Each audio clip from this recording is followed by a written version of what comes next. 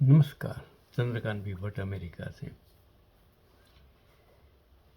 क्या हम हमारे पुरखों की दी गई शारीरिक, मानसिक, आर्थिक कुर्बानी को हम भूल गए हैं?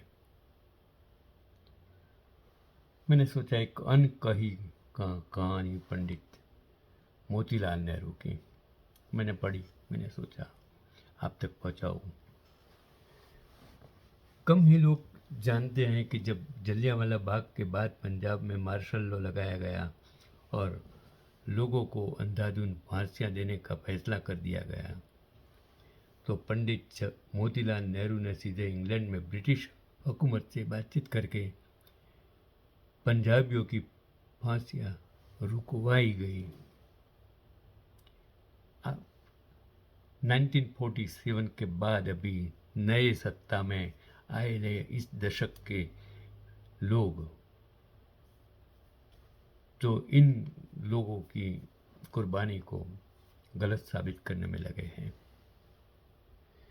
पंडित मोतीलाल नेहरू बड़े बैरिस्टर और उससे भी बड़े देशभक्त थे।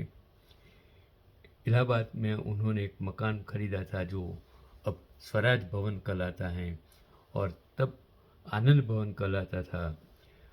मकान क्या महल है। सर सैयद अहमद खान बनवाया था। जब सर सैयद ने गृह प्रवेश की पार्टी रखी तो उस जमाने में के बड़े अंग्रेज अधिकारी, शायद गवर्नर ही उस कार्यक्रम में आए और कहा कि यह भवन अंग्रेजी राज के एक खंभे की तरफ काम करेगा। लेकिन समय का पहिया घुमा और वह भवन पंडित मोतीलाल नेहरू का आवास बना। असहयोग आंदोलन आते आते उन्होंने अपना प्रिय आनंद भवन कांग्रेस के आंदोलन को दान कर दिया और उसका नाम स्वराज भवन पड़ा। इस भवन से अंग्रेजी शासन को उखाड़ फेंकने की बड़ी बड़ी रणनीतियां बनने लगी और यह हिंदुस्तान के सबसे बड़े बागी महात्मा गांधी का हेडक्वार्टर जैसा बन गया। यही से असहयोग आंदोलन में पंडित मोतीलाल नेहरू अपने बेटे जवाहरलाल नेहरू और परिवार के 7 सदस्यों के साथ भारत की आबादी के लिए पहली बार जेल गए। फिर तो इलाहाबाद हिंदुस्तान की आज़ादी की ऐसी सरजमी बन गया जहां से पूरे देश की सियासत का रास्ता तय होता था। और स्वराज भवन देश को समर्पित करने के बाद पंडित मोतीलाल नेहरू ने आनंद भवन बनाया और वहां भी कांग्रेस की बैठक होने लगी। नेहरू परिवार सबके लिए था। वहाँ सनातनी मदन मोहन मालवीय का स्वागत था तो क्रांतिकारी चंद्रशेखर आज़ाद के लिए भी दरवाजे खुले थे। लेफ्ट राइट सेंटर सब यहाँ मजमा लगाता था।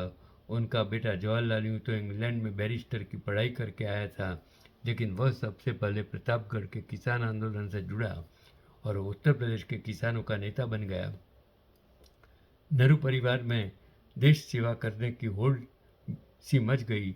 पंडित मोतीलाल नेहरू जेल गए। उनकी पत्नी स्वरूप रानी देवी ने इलाहाबाद की सड़कों पर जुलूस का नेतृत्व करते हुए लाठियां खाई।